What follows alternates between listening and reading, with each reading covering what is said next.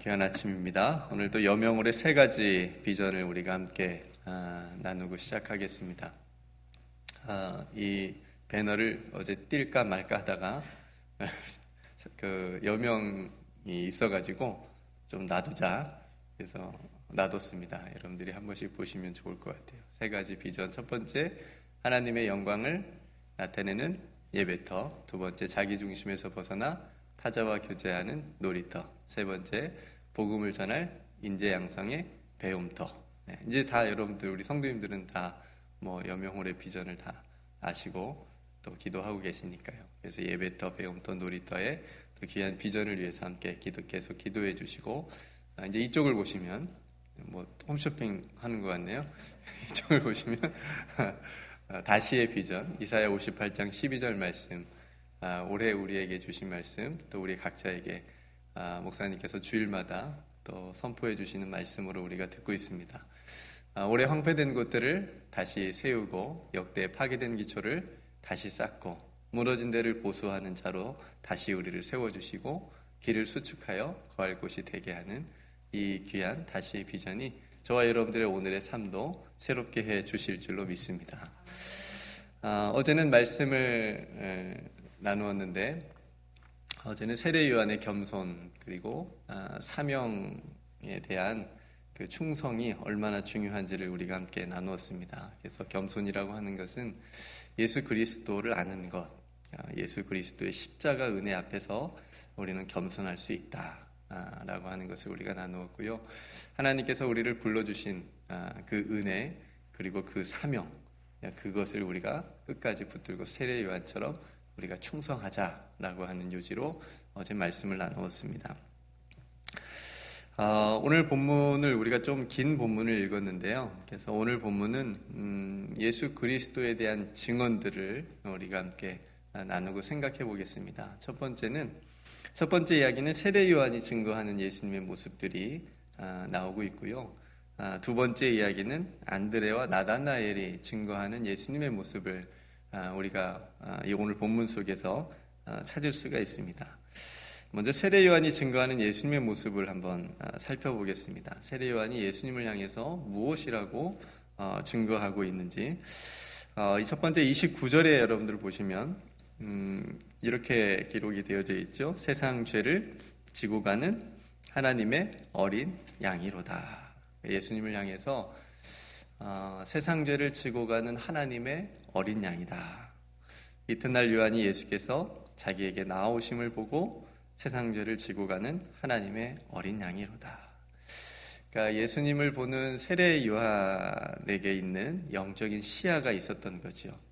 그러니까 다른 사람들은 예수님을 봐도 그냥 맹숭맹숭한데, 세례 요한은 예수님이 딱 자기에게 나오는 것을 보고 이렇게 느낀 거예요. 세상 죄를 지고 가는 하나님의 어린 양이시구나.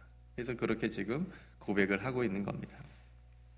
그러니까 세례 요한의 영적인 눈을 통해서 고백되어지는 예수님의 모습, 그 모습이 오늘 우리에게도 동일하게 보여지고 고백되어지는 예수님의 모습이어야 된다라고 하는 거죠. 예수님이 누구신지 보는 눈이 우리의 신앙에서 굉장히 중요합니다. 여러분들에게 예수님이 누구십니까? 나에게 예수님이 누구십니까? 그러니까 우리가 날마다 끊임없이 우리 스스로 우리의 각자에게 질문을 해야 되는 그런 중요한 질문입니다. 그러니까 우리가 이 질문에 우리가 대답을 하게 될 때 우리의 신앙이 조금 삐뚤어져 가게 되고, 그러게 될 때에도 그 신앙을, 그 마음을 다시 예수님 앞으로 돌아오게 하는 굉장히 중요한 질문입니다. 나에게 예수님은 누구신가? 나에게 정말 예수님은 누구신가? 어떤 존재이신가? 라고 하는 질문을 우리가 굉장히 신앙에서 중요하다라고 하는 거죠. 그러니까 세상 죄를 지고 가는 하나님의 어린 양이라고 하는 세례 요한의 이 고백은 우리가 아는 대로 우리의 모든 죄를 지시고 십자가를 향해서 우리를 구원하시기 위해서 화목제물로 되어서 그 길을 가신 하나님의 어린 양이다. 주님이시다, 구주이시다라고 하는 그런 고백이 그 안에 담겨져 있는 거죠. 그래서 세상 죄를 지고 가는 하나님의 어린 양은 구원과 깊은 관계가 있어요. 그러니까 여러분들도 아마 딱 들으시면서 아마 딱 느끼셨을 거예요. 하나님의 어린 양, 세상 죄를 지고 가는, 그러니까 어떤 죄의 문제 그리고 구원의 문제와 깊은 관련이 있다라고 하는 것을 우리가 느낄 수가 있습니다. 여러분, 이스라엘 백성들이 애굽에서 이제 나올 때, 출애굽할 때에 10가지 재앙을 받는데 그 마지막 재앙이 뭐였죠? 장자의 죽음입니다. 그러니까 모든 장자가 죽는 그런 재앙을 받게 되는데, 마지막 하나님께서 이스라엘 백성들을 구원하시려고 어떤 메시지를 주시죠? 너희들이 어떻게 하면 살 것이다. 어린 양의 피를 문설주에 다 바르면 내가 넘어가겠다. 그렇죠? 그 재앙이 너희들의 가정을 넘어갈 것이다. 이게 6월절의 유래이기도 한데, 그러니까 그런 그 재앙을 받지 않고 구원을 받게 되어지는 것. 그죠? 거기서 이제 중요한 게 6월절 어린 양 사건이라고 하는 거죠. 이처럼 하나님의 어린 양 되시는 예수 그리스도도 마찬가지로 우리가 받아야 될 우리의 모든 죄의 심판을 예수 그리스도께서 친히 받으셨다라고 하는 겁니다. 그런 의미가 있는, 그래서 구원에 깊은 관련이 있다라고 하는 거죠. 그래서 우리를 심판의 자리에서 우리가 마땅히 서 있어야 되는 그 심판의 자리에서 하나님의 어린 양 되신 예수 그리스도를 통해서 우리가 구원의 자리로 옮겨지게 됐다라고 하는 거죠. 우리는 아무것도 한 것이 없는데, 그래서 이게 뭐라고 그러죠? 이걸 은혜라고 그럽니다. 우리는 아무것도 한 것이 없는데 우리를 예수 그리스도를 통해서 그 심판, 그 멸망받을 그 자리에서 구원의 자리로 옮겨주셨다라고 하는 것. 이것이 은혜입니다. 이 은혜가 저와 여러분들에게 오늘도 있습니다. 네. 그래서 이사야 53장 4절 6절 말씀이 이렇게 얘기하고 있습니다. 그는 실로 우리의 질고를 지고 우리의 슬픔을 당하셨거늘 우리는 생각하기를 그는 징벌을 받아서 하나님께 맞으며 고난을 당한다 하였노라. 이게 이제 세상 사람들이 보는 메시아 어린 양에 대한 그 평가예요. 그는 징벌을 받아서 하나님께 맞으며 고난을 당하는 거다. 그런데 믿음의 영적인 시야를 가진 그런 사람들의 고백은 뒤에 나옵니다. 그가 찔림은 하나님 그 징벌을 받고 하나님께 맞으며 고난을 당하는 것이 아니고, 그가 찔림은 우리 때문이다. 우리의 허물 때문이고, 그가 상함은 우리의 죄악 때문이다. 그가 징계를 받음으로 우리가 평화를 누리고, 그가 채찍에 맞음으로 우리가 나음을 입었도다. 우리는 다 양 같아서 그릇 행하여 각기 제 길로 갔거늘 여호와께서는 우리 무리의 죄악을 그에게 담당시키셨도다. 이게 이사야 선지자의 고백입니다. 그러니까 우리의 모든 죄악을 예수 그리스도께서 담당해 주셔서, 그래서 예수님께서 하나님의 어린 양으로서 우리를 구원해 주신 그 은혜를 오늘도 기억하고 감사해야 됩니다. 보라, 세상 죄를 지고 가는 하나님의 어린 양이로다. 그 세상 죄 속에 저와 여러분들의 죄도 있습니다. 우리 예수 그리스도를 보면서 묵상하면서 오늘 우리가 예수 그리스도가 누구신가, 나의 죄를 지고 가는 하나님의 어린 양이라고 하는 고백이 저와 여러분들의 입술을 통해서 고백되어지기를 축복합니다. 또 한 가지 어린 양의 의미는 우리가 요한계시록에서 목사님의 말씀을 통해서 우리가 함께 여러분들이 살펴보았는데 기억하실지 모르겠어요. 이기는 어린 양의 능력이 있습니다. 아마 요한계시록 새벽 설교를 들으시는 분들은 딱 떠올리실지 모르겠는데, 힘이 없고 연약한 어린 양이잖아요. 어린 양 하면 그냥 아무것도 할 수 없는, 힘이 없고, 그죠? 그런 어린 양이지만 죽음을 이기는 능력이 있음을 우리가 말씀을 통해서 보게 됩니다. 요한계시록 17장 14절에 보면 그들이 어린 양과 더불어 싸우려니와 어린 양은 만주의 주시요 만왕의 왕이시므로 그들을 이기실 터이요 또 그와 함께 있는 자들 곧 부르심을 받고 택하심을 받은 진실한 자들도 이기리로다. 아멘입니다. 우리는 하나님의 어린 양을 통해서 어떻게 한다고요? 이긴다고요. 네, 이기는 귀한 능력이 어린 양에게 있으므로 그 어린 양을 통하여, 어린 양 대신 예수 그리스도 통하여 저와 여러분들도 그 부르심을 받았사오니 그 택하심을 받은 저와 여러분들이오니 우리도 이길 수 있다라고 하는 믿음을 우리에게 주셨습니다. 두 번째 예수님의 모습은 어떤 모습이냐면 32절에 보면 요한이 또 증언하여 이르되 내가 봄에 성령이 비둘기같이 하늘로부터 내려와서 그의 위에 머물렀더라. 33절에 나도 그를 알지 못하였으나 나를 보내어 물로 세례를 베풀라 하신 그이가 나에게 말씀하시되 성령이 내려서 누구에게든지 머무는 것을 보거든 그가 곧 성령으로 세례를 베푸는 이인 줄 알라 하셨기에 라고 말씀합니다. 그러니까 세례 요한이 고백하는 두 번째 예수님의 모습은 뭐냐면 성령이 함께 하시는 예수님, 성령으로 세례를 베푸시는 예수님의 모습입니다.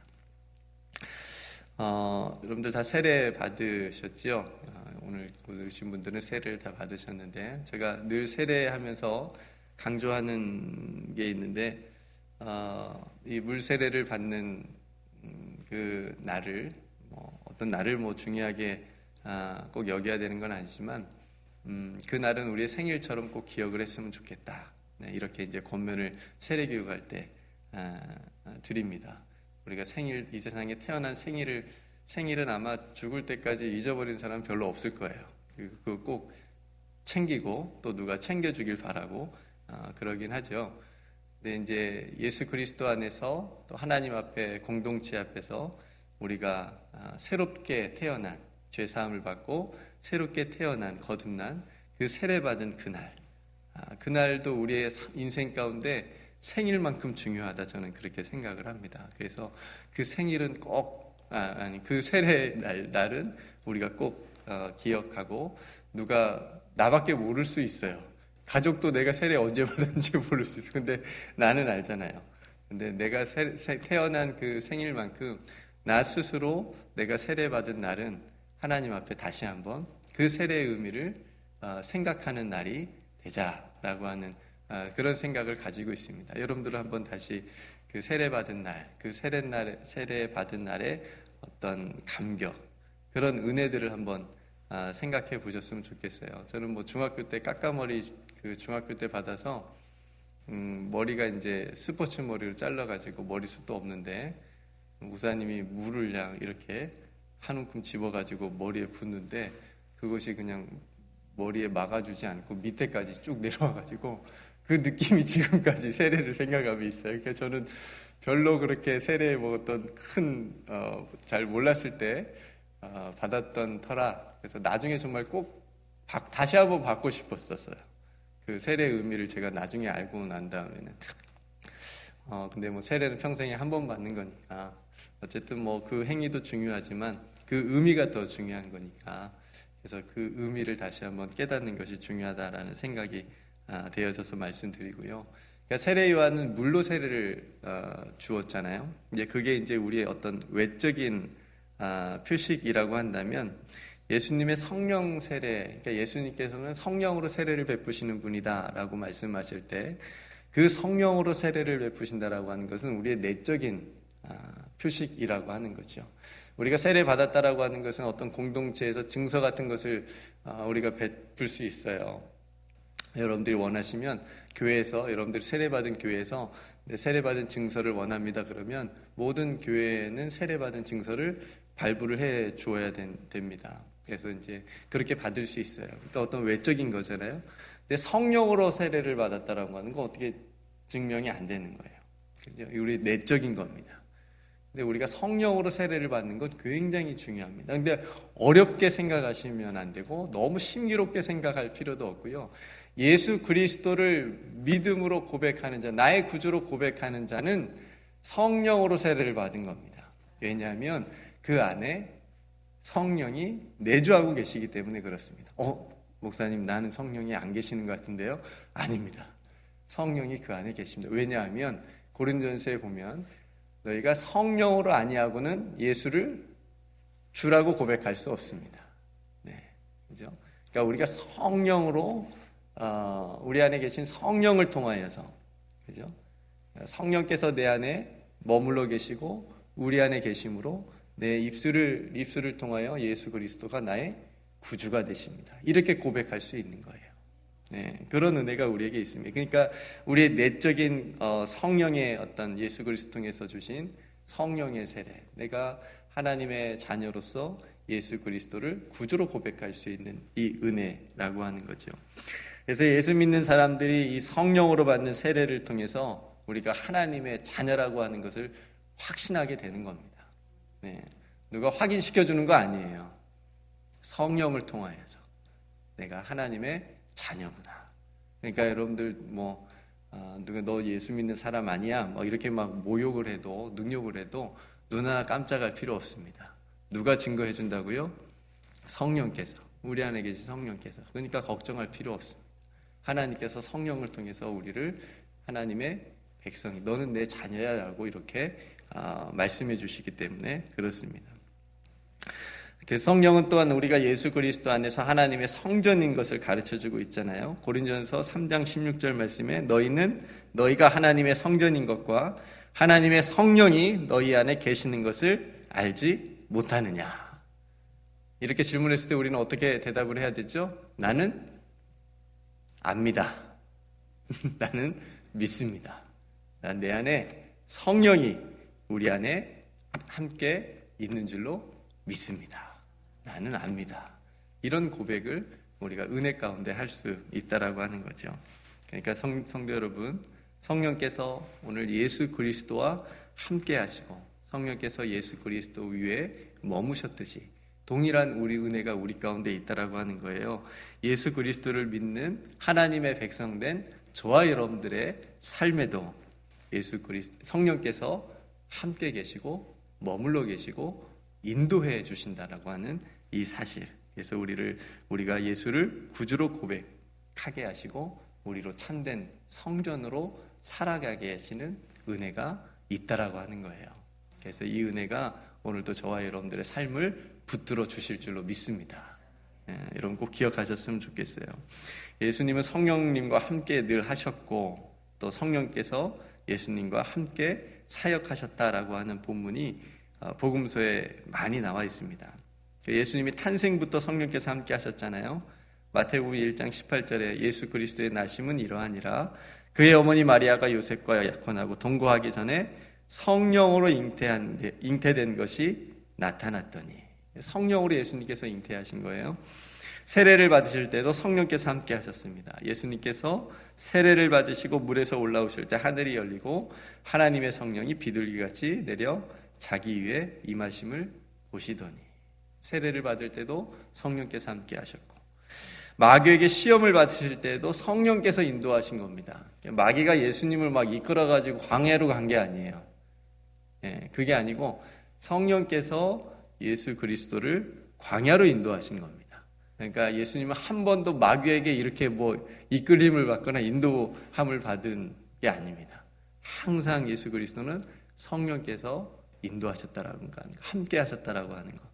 그래서 광야에 있으니까 마귀가 와서 시험한 거지 마귀가 막 시험하려고 광야로 예수님이 이끌어간 게 아니라고 하는 거죠.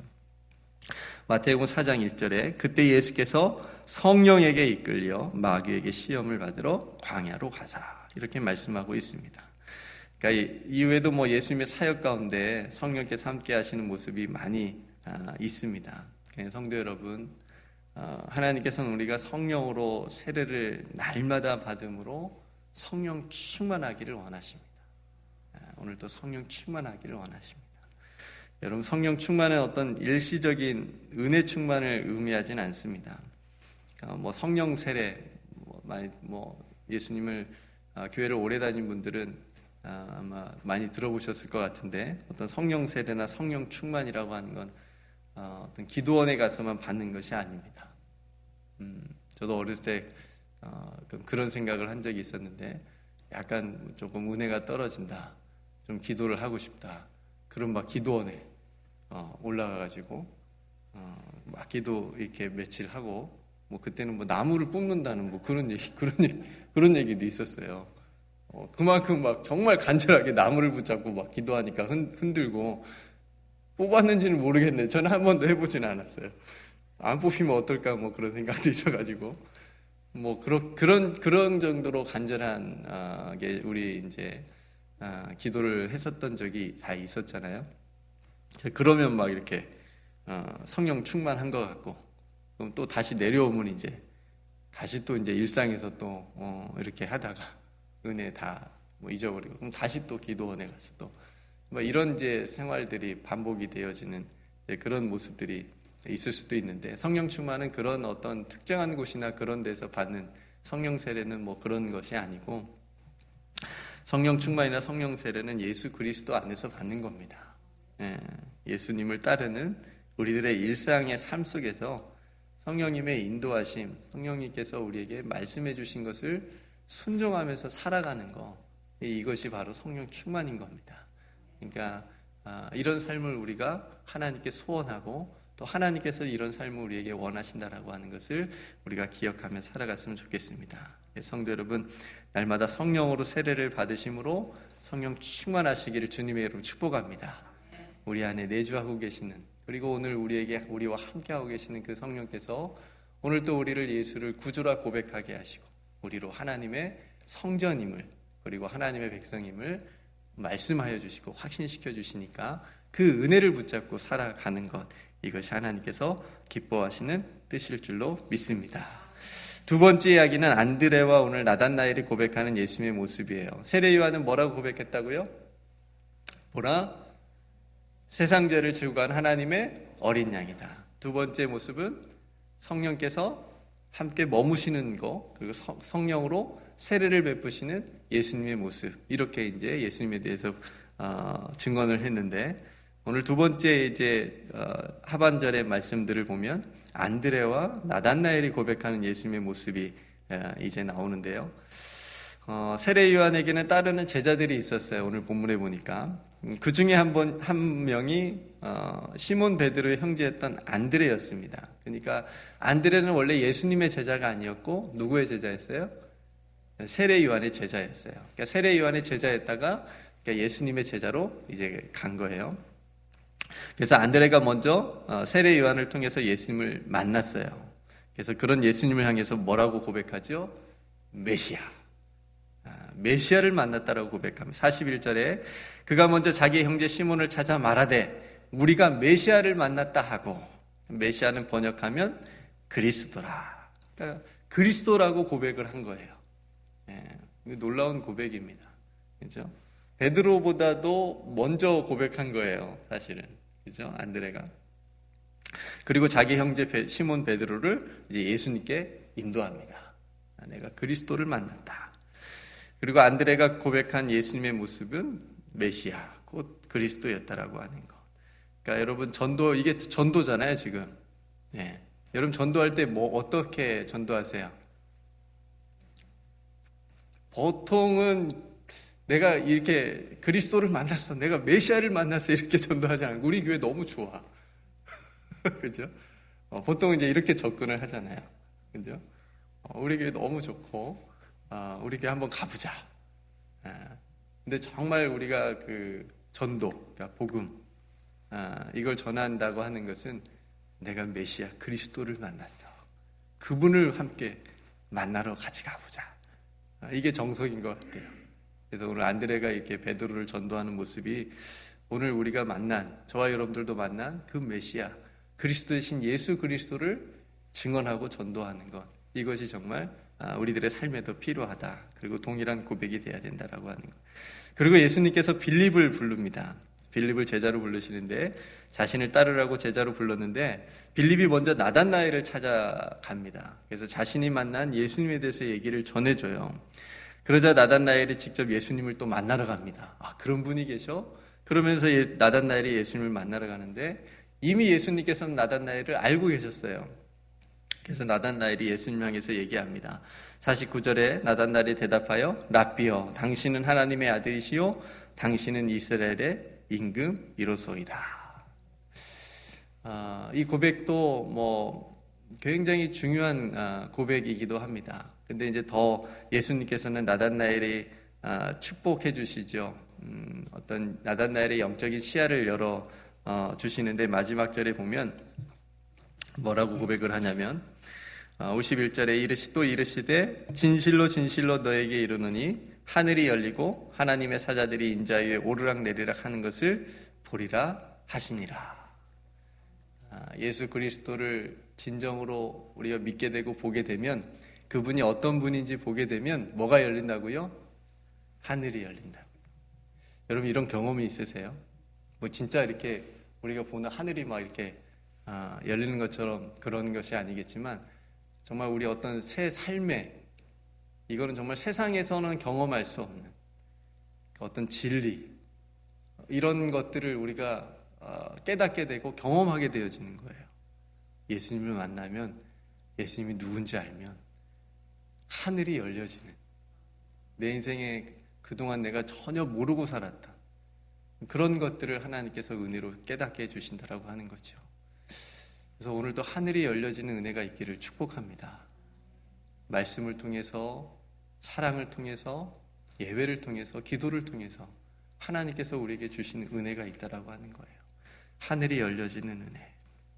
그래서 우리도 동일하게 나단나엘이 고백한 것처럼 당신은 하나님의 아들이십니다. 당신이 이스라엘의 참 임금이십니다. 참 무슨 말이에요? 참 왕이 되십니다. 라고 하는 그런 고백이지 않습니까? 성도 여러분, 말씀을 정리하면요, 예수님을 만난 사람들의 고백은 곧 저와 여러분들의 고백이기도 합니다. 보라, 세상 죄를 지고 가는 하나님의 어린 양이로다. 보라, 성령이 함께 머무시고 성령으로 세례를 베푸시는 예수님이시구나. 보라, 메시아를 만났다. 보라, 마지막 하나님의 아들이시구나. 그렇죠? 당신은 하나님의 아들이시구나. 이스라엘의 임금이시구나. 이 고백이 오늘 저와 여러분들의 예수님에 대한 고백으로 다시 한번 입술을 통해서 고백되기를 주님의 이름으로 축복합니다. 고백이 믿음인 줄로 믿습니다. 목에 칼이 들어와도 예수님에 대한 나의 믿음의 고백, 그 고백으로 우리가 사는 거예요. 그 고백이 우리를 살려줄 때가 있습니다. 고백이 믿음입니다. 여러분들에 대한 예수님에 대한 여러분들의 믿음의 고백이 여러분들을 오늘 또 일으켜 세워주고 그 고백한 대로 오늘 예수님께서 우리를 살아가게 하시고 특별히 성령께서 우리들을 이끌어 주실 줄로 믿습니다. 이 은혜를 통해서 오늘 또 어두웠던 하늘이 열려지는 귀한 삶의 은혜가 저와 여러분들의 삶 가운데 있기를 주님의 이름으로 축복합니다. 함께 기도하겠습니다. 오늘 말씀을 생각하면서 예수 그리스도에 대한 고백을 다시 한번 여러분 각자 또 한번 할 수 있었으면 좋겠고요. 또 여명월의 귀한 비전 건축을 위해서 기도해 주시고 또 다시의 비전 가운데 내 신앙이 새롭게 다시 돼야 될 어떤 부분이 있다면 그 부분도 또 만져주셔서 터치해 달라고 기도했으면 좋겠고요. 정말 성령으로 충만한 성령의 인도함을 받는 그런 오늘 하루의 삶, 또 7월 한 달이 되게 해달라고 기도했으면 좋겠고요. 또 육신 연약한 성도님들 많이 계신데 또 위에서도 여러분 또 기도해 주시기를 바랍니다. 여러분 각자 또 하나님 앞에 기도할 기도의 제목이 있으시면 또 하나님 앞에 기도하기를 소망합니다. 제가 먼저 기도하고 우리 함께 기도하겠습니다. 은혜로우신 아버지 하나님 감사합니다. 오늘 세례 요한이 예수님을 향한 그 증언들을 우리가 함께 나누었고 또 안드레와 나단나엘이 또 예수님을 향해서 증언한 고백들을 우리가 함께 살펴보았습니다. 세상 죄를 지고 가는 하나님의 어린 양으로서의 예수님, 아버지 하나님, 우리의 모든 죄를 지시고 우리를 구원하시기 위해서 그 십자가의 길을 걸어가신 그 예수 그리스도를 오늘도 우리가 따라갈 수 있는 믿음의 길이 되게 하여 주시옵소서. 아버지 하나님, 성령으로 함께 하시고 성령으로 세례를 베푸시는 예수님, 아버지 하나님, 그 예수님을 오늘 우리가 믿고 나아갈 때에 우리가 하나님의 자녀인 것을 다시 한번 성령을 통해서 확신시켜 주시며 또 우리가 하나님의 성전인 것과 성령이 우리 안에 계심으로 우리도 성령으로 인도함을 받는 자임을 다시 한번 깨닫고 오늘도 성령으로 충만한 하루의 삶이 될 수 있도록 축복하여 주시옵소서.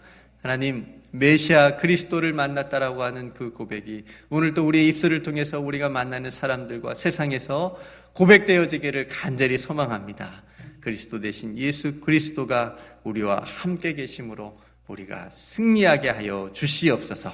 하나님의 아들 되신 예수 그리스도가 하나님 우리와 동행하여 주심으로 오늘도 그 믿음의 고백으로 살아갈 수 있게 하여 주시를 간절히 기도드립니다.